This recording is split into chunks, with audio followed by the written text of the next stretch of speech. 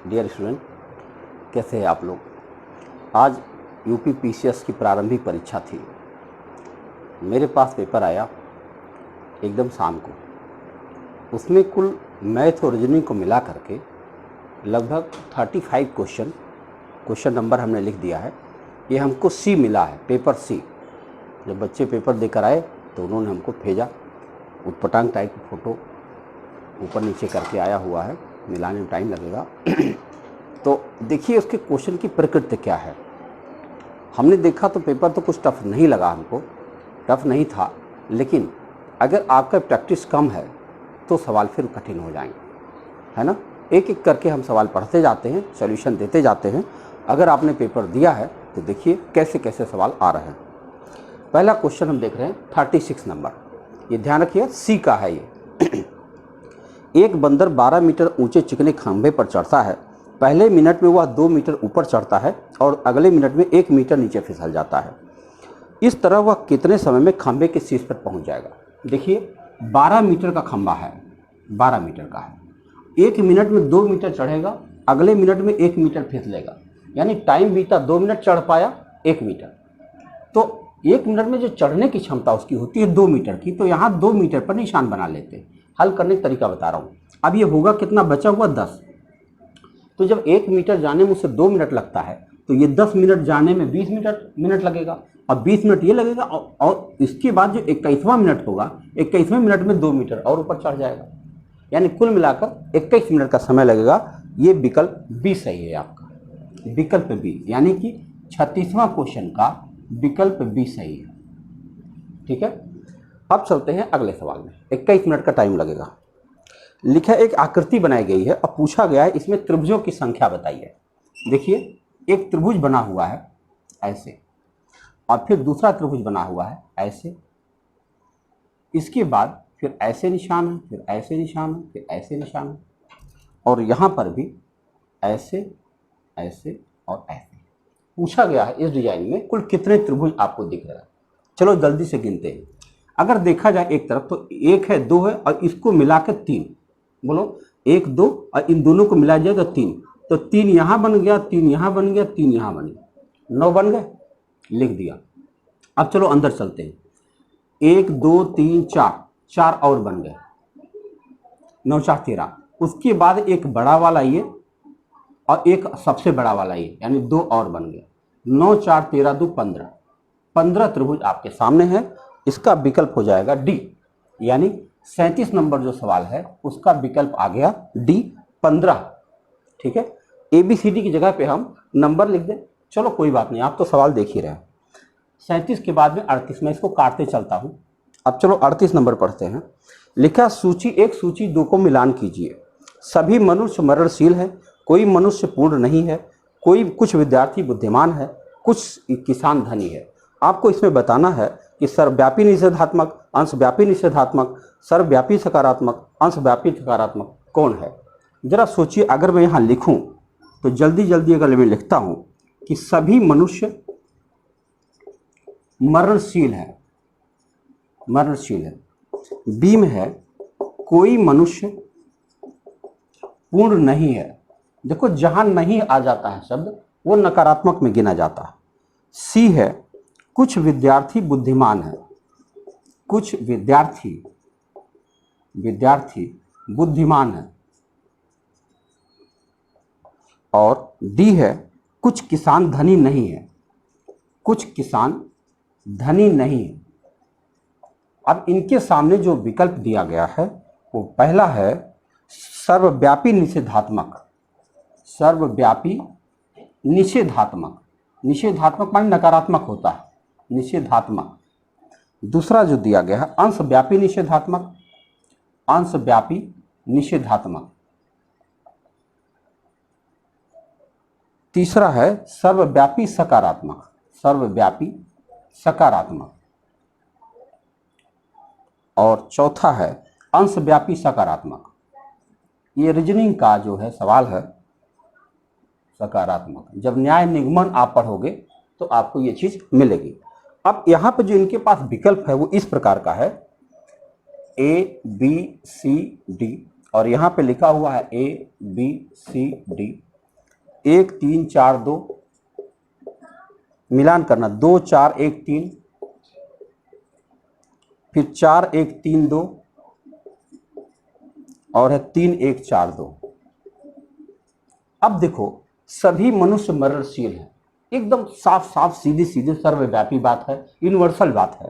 तो ये होगा सर्वव्यापी सकारात्मक, यानी पहला का ए का 3, ए का 3 कहाँ दिख रहा है? पहले में ही दिख जा रहा है। यहाँ पर देखो डी विकल्प में, डी विकल्प में दिख जा रहा है आपको कि जो सभी मनुष्य मरणशील है, सर्वव्यापी सकारात्मक है। और देखो ए में केवल 3 एक जगह पर दिया हुआ है, इसका मतलब हुआ कि अब इसको हम लोग मिलान कर सकते हैं। बी का फिर पहला सही होगा, कोई मनुष्य पूर्ण नहीं है, सर्वव्यापी निषेधात्मक। फिर है सी का चौथा, सी मतलब कुछ विद्यार्थी बुद्धिमान है, अंशव्यापी सकारात्मक। और फिर बचा क्या? डी का दूसरा। तो इस प्रकार इस विकल्प में आपका डी विकल्प सही चला गया। ठीक है, ये आपका सवाल नंबर था 38 नंबर। आइए आगे बढ़ते हैं।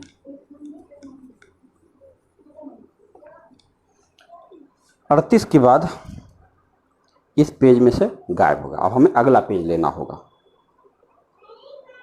देखो अगला क्वेश्चन है 42 नंबर। लिखा हुआ है एक वृत्त चित्र में विभिन्न वृत्त खंडों का अनुपात समानुपाती होता है। वृत्त चित्र समझ रहे हो आप, पाई चार्ट कहते हैं इसको।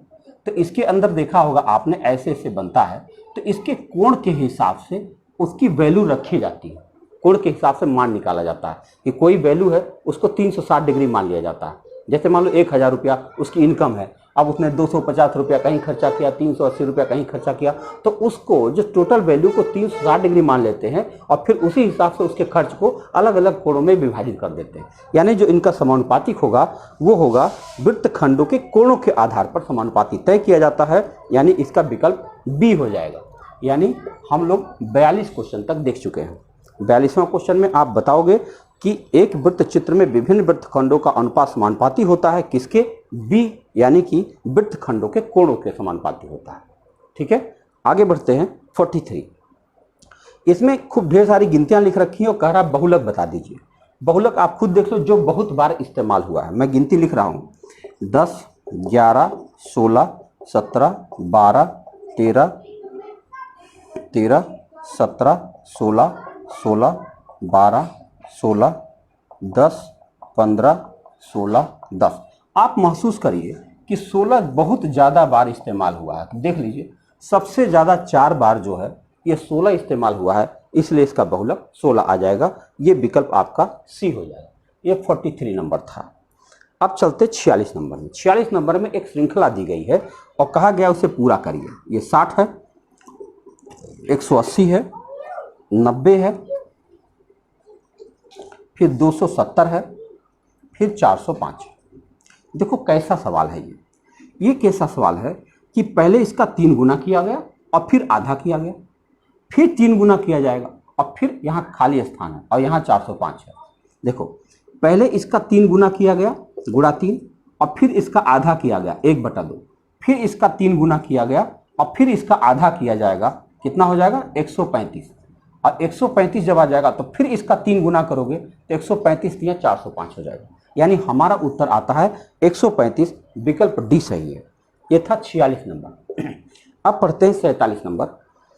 पिता की आयु उसके 2 पुत्रों की आयु के योग की दुगनी है। देखिए 2 पुत्र हैं उस पिता के पास, गलती यहाँ पर खूब चांसेज है। देखो 2 पुत्र को हम मान लेते हैं इनकी उम्र x होगी, तो पिता कितना हो जाएगा? 2x। अपने 2 पुत्रों की आयु का दुगना है पिता इस समय। ठीक है, फिर कह रहे हैं 20 वर्ष पश्चात पिता की आयु दोनों पुत्रों के आयु के योग के बराबर हो जाएगी 20 वर्ष बाद। तो यहाँ तो प्लस 20 होगा, लेकिन यहाँ प्लस 40 होगा। क्यों? 2 पुत्र हैं, दोनों 20-20 साल बढ़ेंगे, यही गलती होती है। तो अब ये दोनों बराबर हो गए। आराम से हल कर लीजिए। x की वैल्यू यहाँ आ जाएगी तो x बचेगा केवल, और 20 वहाँ जाएगा तो 20 बचेगा। x की वैल्यू 20 आ जाएगी। पिता की वर्तमान उम्र पूछा है 20 दूना 40 वर्ष। ये आपका विकल्प ए सही चला जाएगा। आगे बढ़ें। आगे सवाल है कि निम्नलिखित कूट संकेतों में सही विकल्प को द्वारा अनुक्रम को पूर्ण करिए। 48 नंबर क्वेश्चन है। इसमें लिखा है EGIK, फिर लिखा है FILO, फिर 4 ऑप्शन है यहाँ पर FHJL, और फिर यहाँ पर क्वेश्चन मार्क। अब हम इसको देखेंगे क्या हो रहा है। आप जानते हो इसकी नंबरिंग, सबकी नंबरिंग याद होना चाहिए। ये 5 है, ये 7 है, ये 9 है, ये 11 है, ये क्या है 6 है, ये 9 है, ये 12 है, ये 15। आप देखो 1 बढ़ाया, 2 बढ़ाया, 3 बढ़ाया, 4 बढ़ाया, यानी +1 +2 +3 +4 हो रहा है। हम भी यही कर देंगे। अब F माने 6 है, 8 है, J 10 है और ये 12। अब हम क्या करेंगे, इसमें 1 जोड़ेंगे तो 7 हो जाएगा, 7 मतलब G होता है। इसमें 2 जोड़ेंगे, 2 8 2 10 हो जाएगा, 10 माने क्या होता है J। फिर इसमें 3 जोड़ेंगे 13, 13 मतलब M हो जाएगा। इसमें 4 जोड़ेंगे 16, 16 मतलब P हो जाएगा। GJMP, GJMP डी विकल्प आपका सही चला जाएगा। ठीक है, ये नंबर था 48 नंबर क्वेश्चन था ये। आइए देखते हैं, 48 हम लोग कर चुके हैं। फिर 49 नंबर पढ़ते हैं। लिखा है निम्नलिखित समीकरण में, निम्नलिखित लाइन लिखी है, उसमें कह रहा ऐसे कितने 4 है जिसके ठीक पहले 7 है लेकिन बाद में 3 नहीं है। एक लंबी सी लाइन होती है, 5 9 3 2 1 7 4 2 6 9 7 4 6 1 3 2 8 7 4 1 3 8 3 2 5 6, उसके बाद में फिर है 7 4 3 9 5 8 2 0 1 8 7 4 6 3। इतना बड़ा नंबर लिखा हुआ। अब इसमें बोला जा रहा है कि ऐसे कितने 4 हैं जिनके ठीक पहले 7 है लेकिन बाद में 3 नहीं है। अगर हम देखें तो यहाँ पर आपको एक 4 ऐसा मिल रहा है जिसके ठीक पहले 7 है लेकिन बाद में 3 नहीं है। अगला अगर हम देखें तो यहाँ पर भी एक 4 आपको मिल जाएगा जिसके ठीक पहले 7 है लेकिन बाद में 3 नहीं है। आगे अगर हम देखें तो यहाँ पर भी एक 4 मिल जाएगा जिसके ठीक पहले 7 है लेकिन बाद में 3 नहीं है। आगे हम देखते हैं तो एक 4 हमको एक साथ यहाँ भी मिल रहा है लेकिन एक 4, लेकिन इसके बाद में 3 है तो इसको काउंट नहीं कर सकते आप। तो आगे बढ़िए, एक 4 यहाँ है जिसके पहले 7 है बाद में 3 नहीं है। तो 1 2 3 4 यानी 4 ऐसे 4 हैं जिनके ठीक पहले 7 है लेकिन बाद में 3 नहीं है। तो आपका विकल्प ये हो गया ए विकल्प, 49वां का ए। ठीक है, आगे बढ़ते हैं। 50 नंबर में दिया है, लड़कों की एक पंक्ति में यदि ए बाईं ओर से 10वें स्थान पर और बी दाईं ओर से 9वें स्थान पर है, यदि दोनों अपने स्थान बदल लेते हैं तो ए बाईं ओर से 15वें स्थान पर हो जाता है। पंक्ति में कुल कितने छात्र हैं बताओ। अगर हम एक पंक्ति मान लें तो ए बाईं ओर से 10वें स्थान पर है। बताओ ये ए है, ये 10वां स्थान है, इसका मतलब इसके पहले 9 लोग हैं। और इसके ये 9वां स्थान पर बी है, इसका मतलब इसके पहले 8 लोग हैं। ध्यान रखिएगा, इसको मैंने काउंट नहीं किया। अब क्या हुआ, कह रहे हैं अगर ये दोनों अपना स्थान बदल दें, यानी ए यहाँ चला जाए और बी यहाँ चला जाएगा, तो ए जो है इधर से चौथा नंबर हो जाएगा, 15वां स्थान पर हो जाएगा। अगर ये 15वां स्थान पर हो जाएगा, इसका मतलब इसके पहले 14 लोग हो जाएंगे। बस 14 लोग ये और 8 लोग ये, 14 और 8 कितना होता है 22, और एक ये लड़का 23, यानी कुल मिलाकर 23 लोग हैं। आपका सी विकल्प चला गया 23, यानी उस लाइन में कुल 23 लोग। फिर से ध्यान से दिखेगा, जब ये स्थान ये यहाँ पहुँच जाता तब ये 22 15वां हो जाता है। 15वां होने का मतलब इसके पहले 14 लोग हो जाते हैं और इसके पहले 8 लोग पहले थे। तो 8 लोग इधर वाले, 14 लोग इधर वाले, और 14 8 22 और एक ही ये लड़का है 23 लोग हैं इसमें। ठीक है, ये हम लोगों ने 50 देखा। अब आगे बढ़ते हैं, 51 नंबर मिल जाओ भाई। 51 नंबर क्वेश्चन में है, नीचे दिए गए शब्दों को सार्थक क्रम में लिखिए। सार्थक क्रम क्या होता है।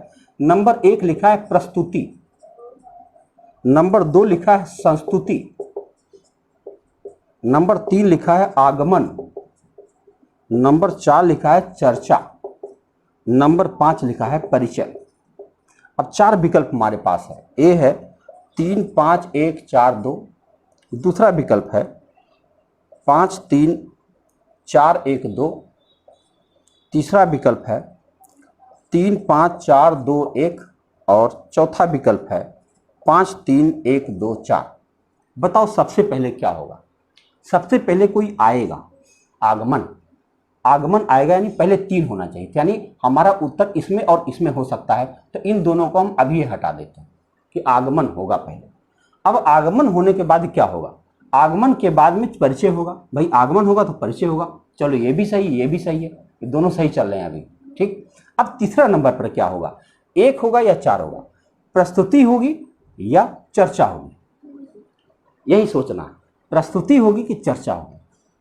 प्रस्तुति समझे क्या, कि परफॉर्मेंस देना स्टेज पर खड़े होकर के। तो देखो भाई, प्रस्तुति करने के लिए आपको पहले चर्चा करना पड़ेगा कि आप कौन हैं, आपके पास कौन सा टैलेंट है, आप क्या दिखाना चाहोगे बोर्ड पर। तो इसके लिए आपको सबसे पहले चर्चा करनी पड़ेगी, उसके बाद तब आप क्या करोगे, संस्तुति आपके नाम का रिकमेंडेशन होगा, उसके बाद तब आपकी प्रस्तुति हो जाएगी। हमारे हिसाब से इसका उत्तर सी जा रहा है।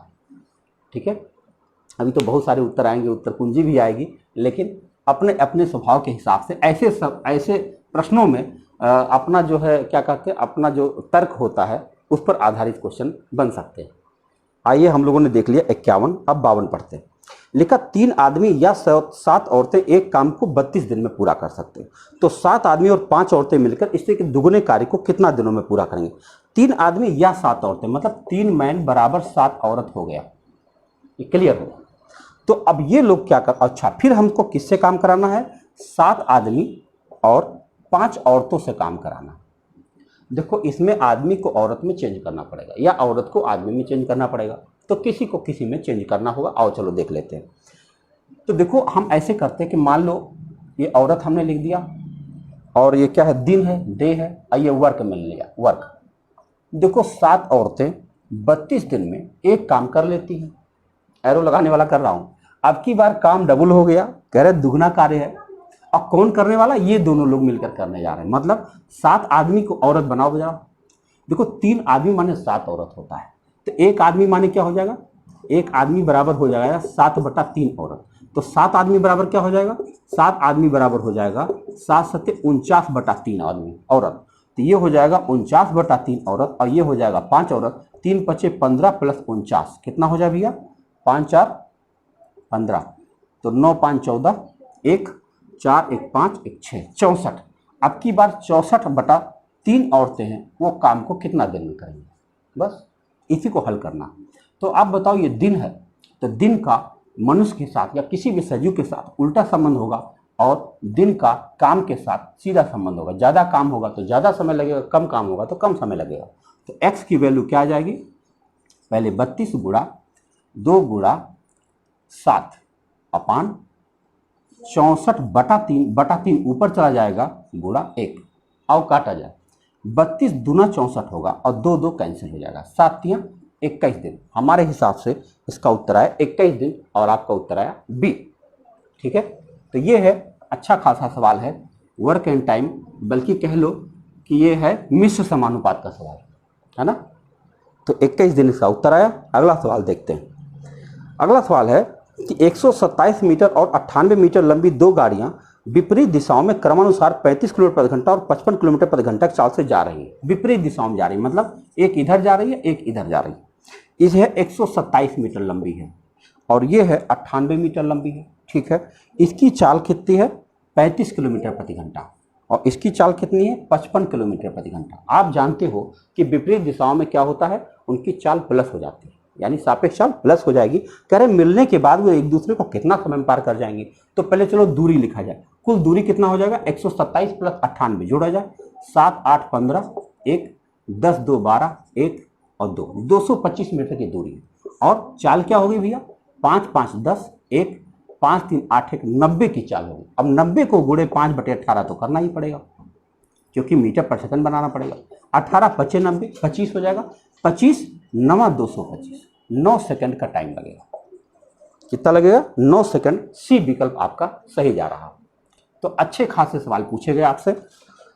ये नंबर था आपका 53 नंबर। चलो यहां तक काट देता हूं, आगे बढ़ते हैं 54 पर। 54 में लिखा है x³ प्लस y³ बराबर 35, और फिर लिखा है xy बराबर 6, और ये भी दिया है x is greater than y, तो बताना x माइनस वाई का मान क्या होगा। देखो भाई, अगर इसको आप अलजेब्रा से लगाओगे तो अच्छा खासा समय लगेगा। मैं चाहता हूँ अलजेब्रा से ना लगाओ इसको, ऐसे सोच लो यार, बहुत छोटी छोटी गिनतियाँ, क्यूब है ये, जरा सोचो। 3 का क्यूब 27 होता है, 4 का क्यूब 64, 4 का तो गिनती इस्तेमाल कर ही नहीं सकता। तो अब जरा सोचो 3 के पहले की गिनती इस्तेमाल करेगा, और ये दिखा रहा है कि एक गिनती बड़ी है एक गिनती छोटी है। तो हम क्या करते हैं, 3 क्यूब कर लेते हैं और 2 क्यूब कर लेते हैं और चेक कर लेते हैं। 3 का क्यूब कितना होता है 27, 2 का क्यूब कितना होता है 8, 27 8 35, मिल गया। इसका मतलब एक संख्या 3 है, एक संख्या 2 है। हमको 3 माइनस 2 बताना है। देखो हमको कहा था x माइनस वाई की वैल्यू बताओ, तो 3 माइनस 2 बराबर 1, आपका उत्तर 1 आ जाएगा। अलजेब्रा लगाओगे तो बहुत समय लगेगा, जान लो, बिल्कुल लगाने की जरूरत नहीं है। ठीक है, ये आपका 54 नंबर सवाल था, इसका उत्तर आ गया आपका 1। अब 55 नंबर देखो, 55 नंबर में लिखा है कि एक बहुपद है x पावर 6 माइनस 1, कह रहा इसके दो गुणनखंड दिए गए हैं, x माइनस 1 और x प्लस 1, दो गुणनखंड दिए गए हैं, कह रहा इसके अन्य गुणनखंड बता दो। यानी इसको ऐसा फैक्टराइज करना है जिसमें से ये तो रहेगा ही रहेगा, कुछ और भी रहेगा, वो और क्या रहेगा, और इसको गुणनखंड करते हैं। इसको गुणनखंड ऐसे करो कि हम इसको लिख सकते हैं कि x क्यूब का स्क्वायर और माइनस 1 क्यूब का स्क्वायर, तो क्या होगा a square minus b square का टर्म में ये आ गया। हम ऐसा क्यों करना चाहते हैं, क्योंकि हमको ये दोनों दिखना चाहिए ना, तो जब चलो इस तरह से हो गया तो a square minus b square मतलब a plus b a minus b हो गया, यानी एक ब्रैकेट में x क्यूब प्लस 1 हो गया, एक ब्रैकेट में x क्यूब माइनस 1 हो गया। अब इसको जब हम फैक्टराइज करते हैं तो इसका एक विकल्प बनता है x प्लस 1 और एक ब्रैकेट में x स्क्वायर माइनस x और प्लस 1, और इसको जब हम फैक्टराइज करते हैं तो इसका फैक्टर बनता है x माइनस 1 और दूसरे में बनता है x स्क्वायर प्लस x और प्लस 1। तो अब देखो ये दोनों तो हमारे पास हैं पहले से, वहां पर लिखे हुए, तो यानी ये दोनों हमको चाहिए ना, ये दोनों हमको किस विकल्प में दिख रहे हैं, और देखा जाए तो हम देख रहे हैं तो सी विकल्प में दिख रहा है, आपका सी विकल्प आपका सही चला गया, सी विकल्प में ये दोनों दिख रहे हैं। ठीक है, इसको फैक्टराइज किया तो इस तरह बन गया, ये दोनों हमें पहले तक दिए थे, ये दोनों बाकी थे, ये दोनों मिलकर किस में आ रहा है, सी विकल्प में आ रहा है। ठीक है, आइए बढ़ते हैं, हम लोग का 55 सवाल हो गया, अब 56 नंबर में चलते हैं। लिखा एक आयताकार खेत की लंबाई 112 मीटर तथा चौड़ाई 62 मीटर है, 6 मीटर किनारे का एक घनाकार टैंक खेत के चारों कोनों पर खोदा गया, हटाई गई मिट्टी को उसके खेत में बिछा दिया गया, कितना तल ऊंचा उठ जाएगा। जरा सोचो, यही खेत होगा, ये 112 मीटर लंबा है और 62 मीटर चौड़ा है, इसके कोने पर आपने गड्ढा खोदा है, तो 6 गुणे 6 गुणे 6 का गड्ढा है, यानी 6 गुणा 6 है, ये 6 गुणा 6 है, 6 गुणा 6 है और 6 गुणा 6 है। तो जो खेत में बिछानी है मिट्टी, इसमें जो मिट्टी निकले इस भाग में बिछाना, इस गड्ढे में दोबारा नहीं डालना। इसका मतलब ये हुआ कि सबसे पहले तो आपको 112 गुणा 62 करना होगा और उसमें से 6 6 के 36, 36 गुणा 4 माइनस करना होगा, क्योंकि शेष भाग का क्षेत्रफल निकालना हमको। तो चलो पहले गुणा करते हैं, तो 2 दूना 4 और 11 दूना 22 और 6 दूना 12, 1 11 6 के 6 के 67, ये हो गया 4 4 7 2 9 और 6। ठीक, इसमें से हमको क्या माइनस करना है, 36 गुणा 4 माने 144, इसमें से 144 माइनस करना, तो बचा कितना 6800, यानी 6800 मीटर स्क्वायर शेष भाग खेत का बचा, जिसके ऊपर हमें मिट्टी बिछानी। अब मिट्टी है कितनी, मिट्टी है 6 का क्यूब 216 होता है, एक घन में से 216 मीटर क्यूब मिट्टी निकलेगी, तो 216 गुणा 4, क्योंकि 4 गड्ढे बने, तो 16 चौके 64 और 4 दूना 864, इतनी मिट्टी निकली। और इस मिट्टी को इतने एरिया में फैलाना है, तो ऊंचाई बराबर क्या हो जाएगा, ऊंचाई बराबर होता है आयतन बटा क्षेत्रफल, आयतन माने होता है 864 और क्षेत्रफल होता है 6800। अब इसी को हमें काटना, ध्यान रखना होगा ये मीटर क्यूब है, अब उत्तर आना है मीटर में, इसको जो आंसर आएगा मीटर में आएगा। और अगर हमको इसको सेंटीमीटर में बनाना है तो हमें इसमें 1 मीटर में 100 सेंटीमीटर, और 100 से हमें गुणा करना पड़ेगा, गुणा 100 कर दो, तब सेंटीमीटर में आएगा, तो 00 हमारा कट जाएगा। अब अगर हम इसको काटते हैं, किससे कट जाएगा, भाग देना पड़ेगा, 17 से हम काटे, कटेगा नहीं, कट जाएगा, 17 5 85 नहीं कट रहा, तो सीधे भाग ही दे लेते हैं, 864 में 68 से भाग देते हैं, एक बार जाएगा, तो 16 में से 8 घटाएंगे 8, 7 में से 6 घटाएगा 1, 84, 3 बार तो जाएगा नहीं, 2 बार जाएगा, 2 8 16, 1 2 6 12, 1 13, 14 में से 6 घटाएंगे 8 और यहाँ पे 7 में 3 घटाए 4, दशमलव लगाएंगे 0 बढ़ाएंगे, 12 दशमलव कुछ है, जी हाँ 7, 7 बार ट्रायल करो, 7 8 56, कहाँ है भाई, 7 8 56, 5 7 6 42, 5 47, लगभग 12.7 समथिंग आएगा, आपका सी विकल्प सही चला जाएगा, सी विकल्प। ठीक है, आप चेक कर लीजिए, सी विकल्प आपका सही जाएगा। 12.7 के बाद भी कुछ आएगा, हमको लेने की जरूरत नहीं उसके बाद की, हमारा आंसर इसी में आ जाएगा। करने का तरीका आपने देख लिया, ये नंबर था हमारा 56। अब जो है आगे बढ़ते हैं 65 नंबर पर, देखते हैं अगला सवाल कहाँ है।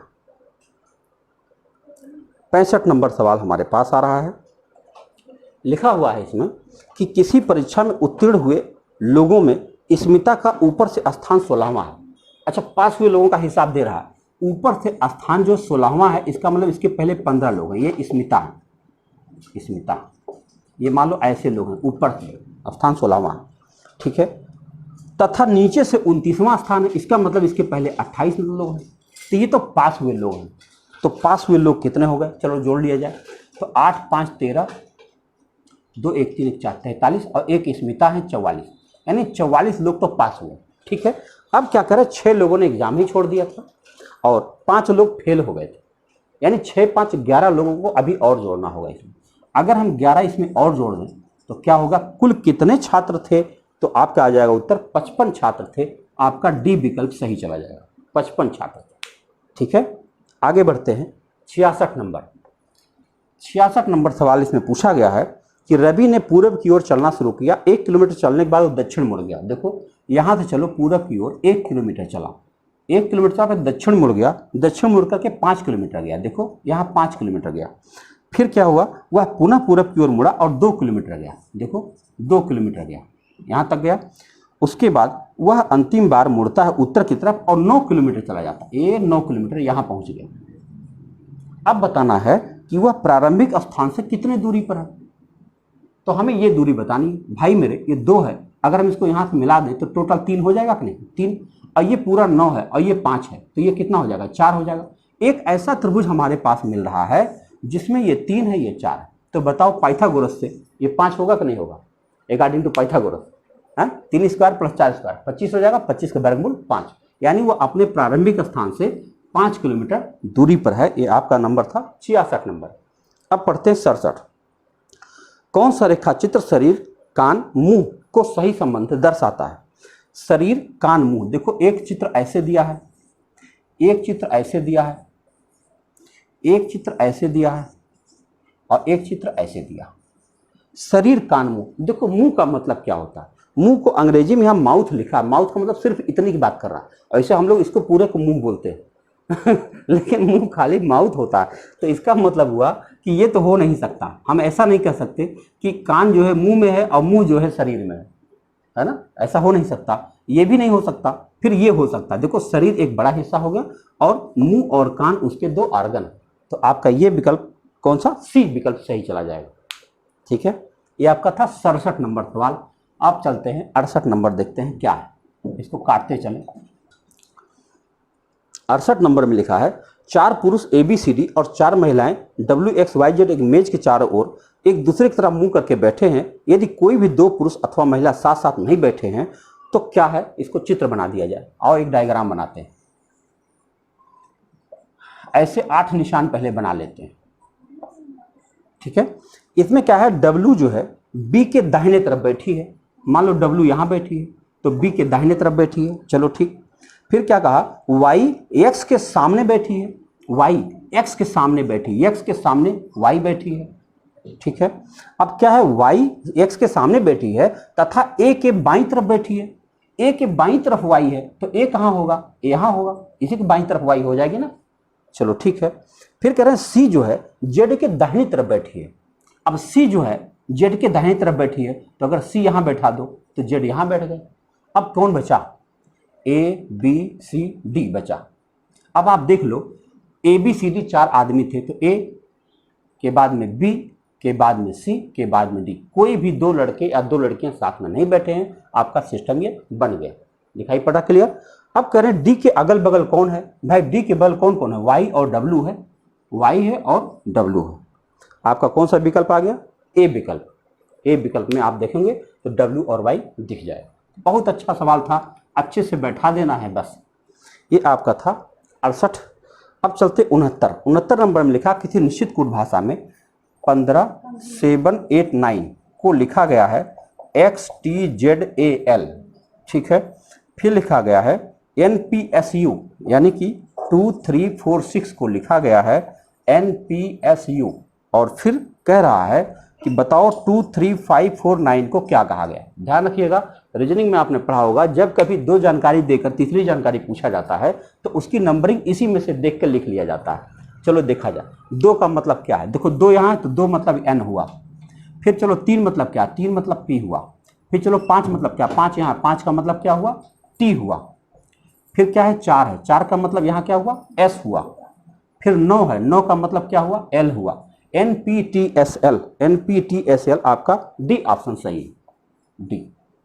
ये आपका क्वेश्चन नंबर था 69। तो ये आपके इतने सवाल हो गए। आगे बढ़ता हूं।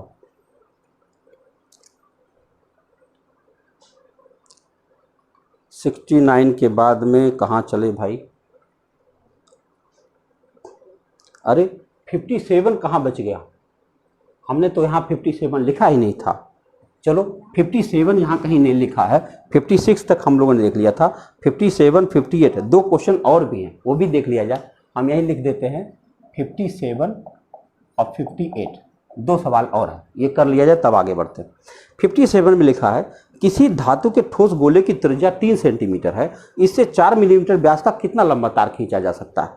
देखो अगर धातु की त्रिज्या 3 centimetre, 4/3 pi r cube formula होता है। 4/3 पाई आर क्यूब का मतलब 3 गुणा 3 गुणा 3। अब इस आयतन को एक तार बनाना। तार क्या है? 4 मिलीमीटर व्यास का। 4 मिलीमीटर व्यास का मतलब 2 मिलीमीटर त्रिज्या है, और 2 मिलीमीटर को सेंटीमीटर बनाओगे तो 0.2 हो जाएगा, और तार बनेगा तो बेलन में बनेगा पाई आर स्क्वायर एच, मतलब पाई 0.2 और एच, ये दोनों बराबर है। अभी यहीं से एच की वैल्यू मिल जाएगी। क्या करोगे? पहले पाई तो हटाइए, और फिर 0.22 दो अंक पर है, 2 जीरो अगर यहाँ बढ़ा दिया जाए तो दोनों दशमलव हट जाएंगे। अब इसका 2 दूना 4, इस 4 से भी कट जाएगा, और इसका 3 से कट जाएगा, 3 3 900, यानी h बराबर हो गया 900 सेंटीमीटर बराबर 9 मीटर। आपका उत्तर बी सही है। ठीक है, आगे बढ़ते। 17 अभ्यर्थी किसी परीक्षा में सम्मिलित हुए। जो अभ्यर्थी परीक्षा में असफल हुए उनके प्राप्तांक दिए हैं, सभी 17 अभ्यर्थियों की माध्यिका बता दो। बताओ, कुछ ही अभ्यर्थियों का वैल्यू दिया है और कह रहा सबकी माध्यिका बता दो, यानी पास होने वाले बच्चों का नंबर हमको नहीं पता है, तो फेल वालों का पता है। चलो फेल वालों का नंबर देखते हैं। ये दिया है 10, 9, 6, 7, 8, 8, 7, 5, 4, 6, ये फेल वाले बच्चों का नंबर। तो सबसे पहले इनको हम आरोही क्रम में लिखते हैं। आरोही क्रम समझ रहे हैं? पहले सबसे छोटा 4 के बाद चलते हैं 5 पे, तो 5 एक ही है, चलो 5 लिख दिया।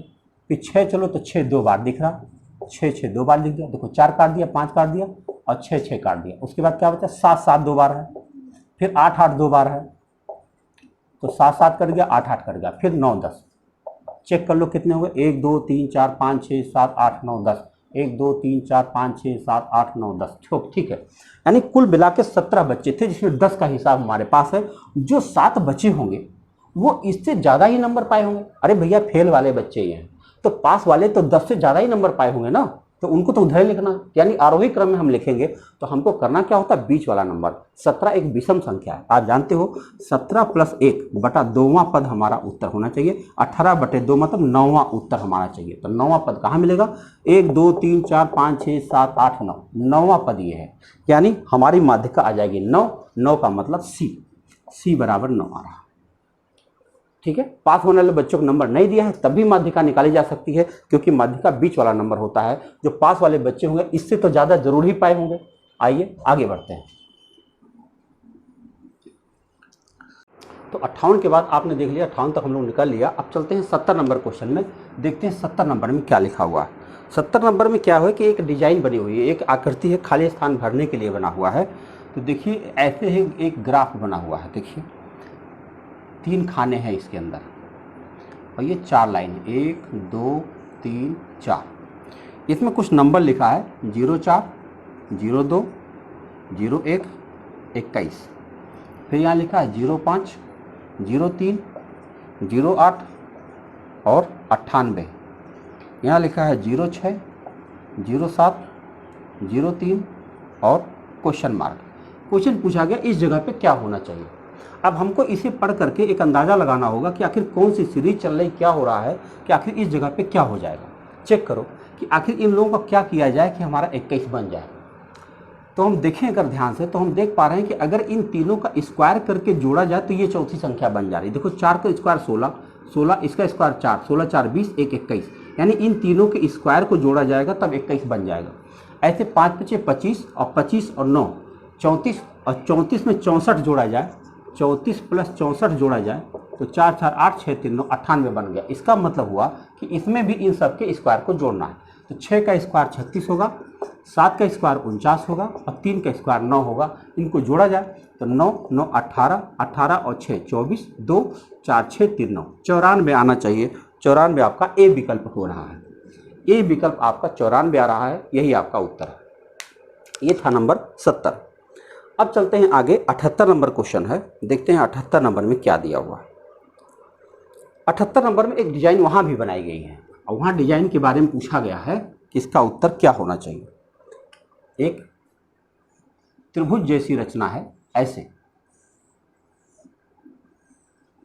यहाँ पे लिखा हुआ है 7, यहाँ लिखा है 18, यहाँ लिखा है 40, यहाँ लिखा है क्वेश्चन मार्क, यहाँ लिखा है 172 और यहाँ लिखा है 348।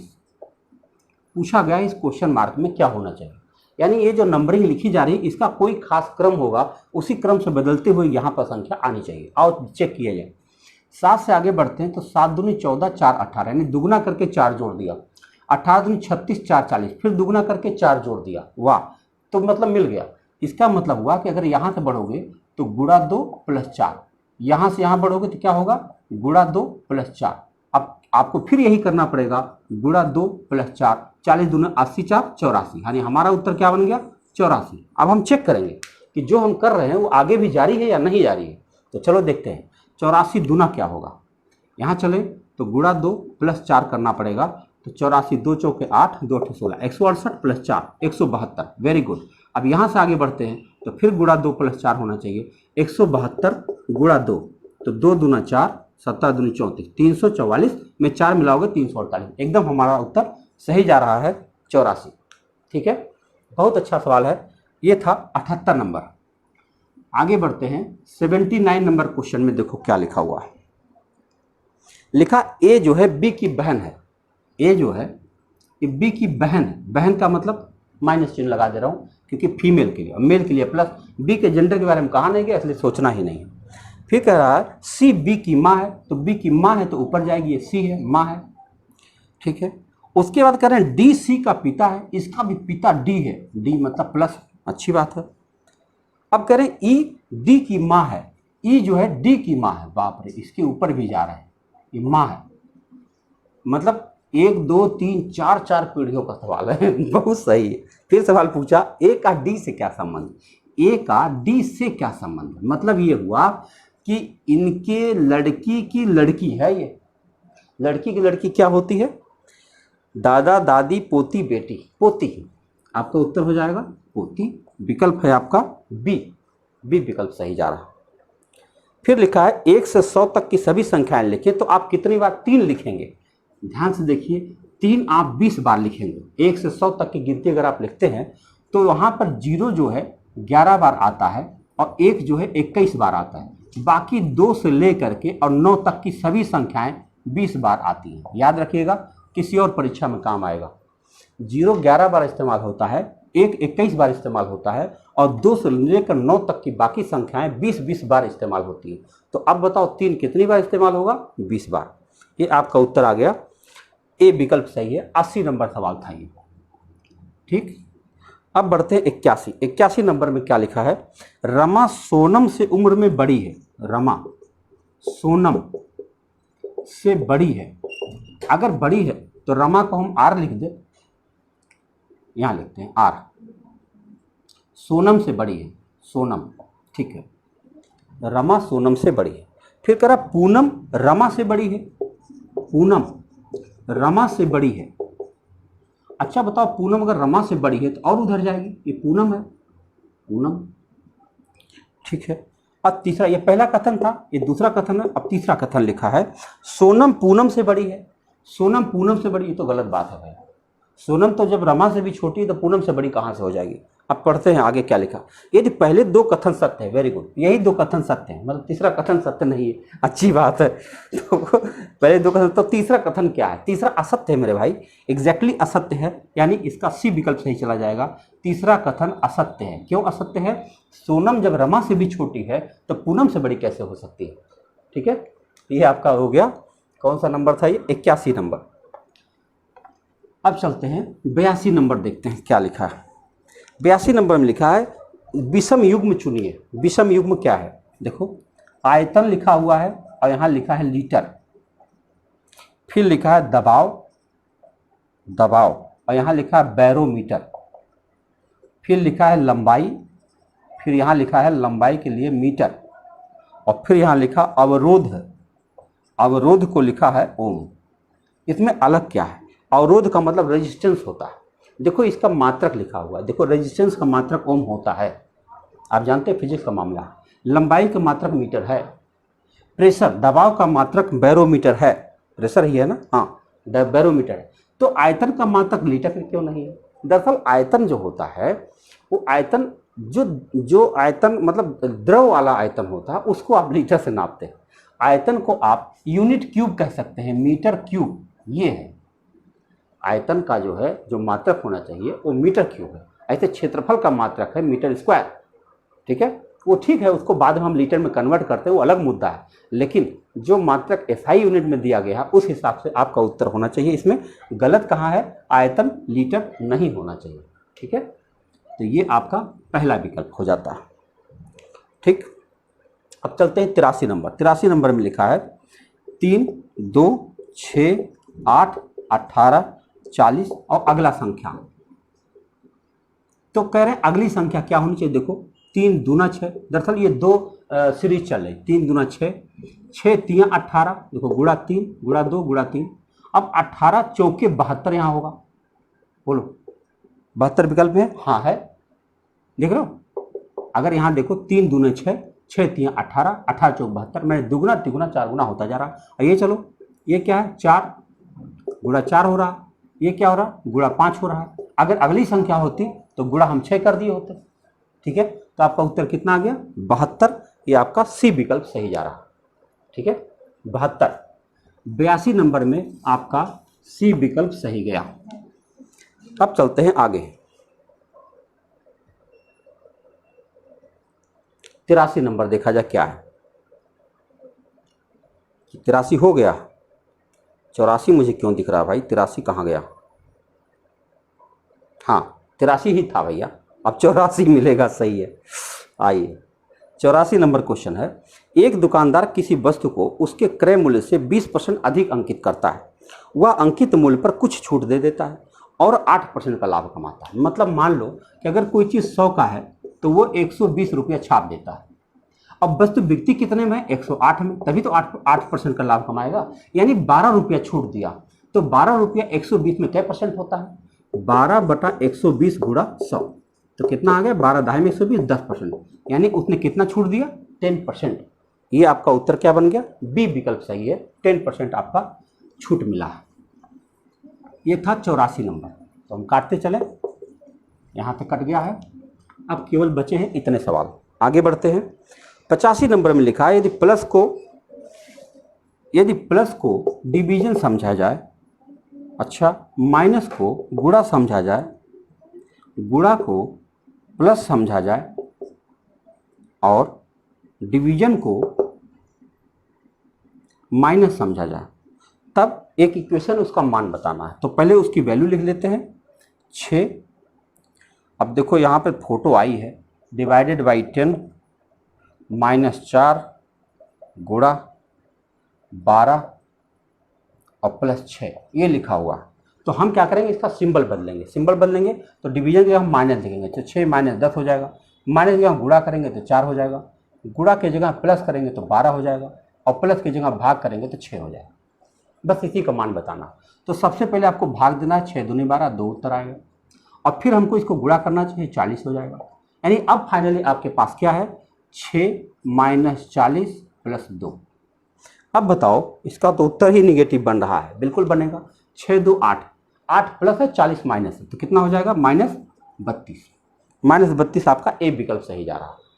तो चलिए, ये आपका नंबर था 85 नंबर क्वेश्चन। आपने सवाल देख लिया, इसका उत्तर होना चाहिए 32। अब चलते 86 नंबर में। 86 नंबर में लिखा है y/x = 2 - x/y। तो कहा गया है, तो मान बताइए x³ + xy² अपान x³ + y³ मान बताइए। तो पहले यहाँ से हम मान ज्ञात करेंगे, फिर उसमें रख देंगे। और चलो मान निकालते हैं। तो ये जो वैल्यू, इसको इधर लाएं, 2 इधर रहने दो, ये हो जाएगा y/x - x/y बराबर, माइनस नहीं प्लस हो जाएगा, ये हो जाएगा 2। अगर हम इसको जोड़ते हैं तो ये बन जाएगा x² + y² और बटा xy और बराबर 2। अगर हम उधर xy को लेकर जाएं तो क्या बन जाएगा? ये बन जाएगा x square plus y square बराबर 2xy। अब अगर इसको हम अंदर ले आए तो क्या बन जाएगा, x square plus y square minus 2xy बराबर 0 हो जाएगा। यानी ये x माइनस वाई का होल स्क्वायर हो जाएगा। बताओ x माइनस वाई का होल स्क्वायर बराबर 0 है, यानी x माइनस वाई बराबर 0 हो जाएगा, यानी x बराबर y हो जाएगा। बोलो x माइनस वाई बराबर 0 मतलब x बराबर y होगा, यानी x बराबर 1 है तो y बराबर 1 है, x बराबर 2 है तो y बराबर 2 है, यानी x और y दोनों का मान बराबर हो गया। अगर बराबर हो गया तो हम चलो कोई भी मान रख लेते हैं, 1 रख लें, 2 रख लें, 3 रख लें, कुछ भी रख लें। तो x की जगह भी 1 रख देंगे, 2y की जगह भी 1 रख देंगे, तो ये क्या बन जाएगा 1 क्यूब और प्लस 1 गुणा 1 square upon 1 cube plus 1 cube. तो ये कितना बन जाएगा 1 और प्लस 1 2/2 बराबर 1। मान लो आपकी इच्छा 2 रखने की, चलो 2 रख लेते हैं, 2 क्यूब प्लस 2 गुणा 2 square upon 2 cube plus 2 cube. ऊपर देखो 8 और प्लस 2 दूनी 4 दूना 8 और नीचे भी 8 8 16, 8 प्लस 8 देखो 16 ऊपर 16 नीचे, क्या उत्तर आया 1। तो आपका उत्तर आ गया 1। बहुत अच्छा सवाल है। देखो देखने के नाम पर ही एलजेब्रा है, लेकिन ये एलजेब्रा है नहीं, है ना, सिंपल था, आपके नॉर्मल क्वेश्चन पर निर्भर करता है। आगे बढ़ते हैं, इसका डी विकल्प सही हो गया, 1 आया। ए और बी दो समुच्चय है, ए में 10 सदस्य हैं। बताओ ए में 10 सदस्य हैं और बी में 18 सदस्य हैं। अच्छा, फिर कहा गया है कि ए यूनियन बी बराबर 20 है। तो कह रहे हैं कि ए इंटरसेक्शन बी क्या होगा, ए इंटरसेक्शन बी क्या होगा। इसके लिए एक सूत्र बनता है, हालांकि 10 8 18 और 8 उत्तर आ गया, लेकिन अगर एक सूत्र के माध्यम से लिखें तो आप जानते होंगे एन ए यूनियन बी बराबर होता है n a plus n b minus n a intersection b. तो ए यूनियन बी बराबर 20 दिया है और ये 10 दिया है, ये 18 दिया है और ये minus n a union b हमको नहीं, ए इंटरसेक्शन बी हमको नहीं पता है।